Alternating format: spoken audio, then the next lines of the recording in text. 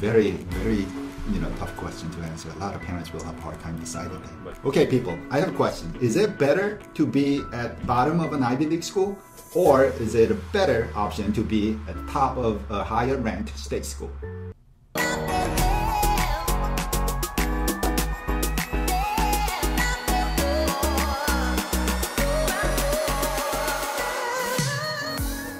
So do you want to go to schools like Cornell and be at the bottom?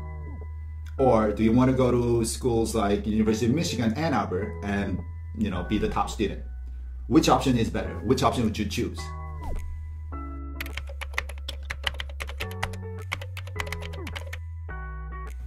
It would be a hard choice. On the one hand, it would depend on a lot of things. For one, let's assume that the tuition at both schools is exactly the same, or that tuition doesn't matter. It would also have to depend on where did I plan to work and what industry did I plan to go into. For instance, I know that Cornell has a good program when it comes to engineering and STEM fields. So, and given that Cornell is located in the Northeast, if I plan to work there, it might be better to go to Cornell and do the best one can. Because, at least at a school like Cornell, you would assume that most students who are admitted there would be of a certain caliber, and sometimes being among, I would say, students who are of a certain caliber, maybe some of that could rub off on you, could inspire you to work harder as well. All right, what about it says on the article? Do you believe this is true? 1 out of 2 agents, like 50%, right, want to go to an Ivy League school, although they'll be the dumbest Ivy League student there, they still want to go to an Ivy League school.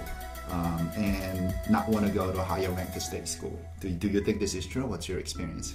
I believe there is some truth in that, especially from some of the students we worked with and their parents, about how many parents have we had who are only looking at the top tier schools, and you have to convince them to at least apply to some safety schools as well, just as insurance. I agree with this, what it says in this article, that most Asian kids would rather go to an Ivy League school and be the dumbest Ivy League student there than to go to a lower ranked school and be the smartest kid there. Because most Asian people believe that the Ivy League diploma will guarantee them something. Well, it could, especially if one's goal is to go back to work, let's say, go back to work in the old country outside of the US. That if, let's say, you go to school in the US and you come back to work in Korea, if you have a degree, let's say, from Cornell or even a school like Princeton, people here will recognize that.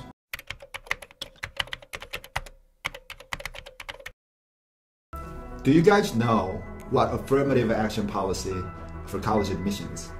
It's a policy favoring those who tend to suffer from discrimination. But when it comes down to college admissions, there's a certain number of minority people that colleges have to accept. Like, for example, poor people who didn't really get college or high quality education. Colleges have to accept a certain number of students from that area and try to make the society fair. All right, what would happen if colleges get rid of this affirmative action? Would Asian students benefit more? Or is that a minus thing for Asian candidates? Yes, it's possible that may increase the number of Asian candidates at these schools, and personally I cannot see why that would be a bad thing. If they are the best candidates, then I would say they deserve a spot at the school. Apparently, when the University of California schools modified their policy or scrapped it, apparently the Asian student population there increased at some of the campuses to over 50%. Schools like Caltech now has more than 60% of the Asian student population.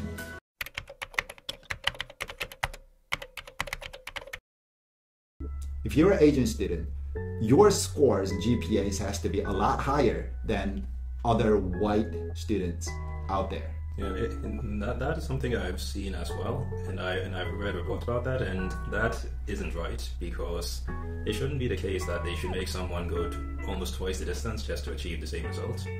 And that's why it's not surprising that there is this lawsuit against Harvard, that even if it's still a controversial issue, one can say that the plaintiffs in this, they do have a point if that can be proven. But the problem is, a lot of this is very difficult to prove, because these colleges usually do not tend to be transparent about the admissions. maybe that's the best thing that will hopefully come out of this will be more transparency about submissions to make it fairer for everybody.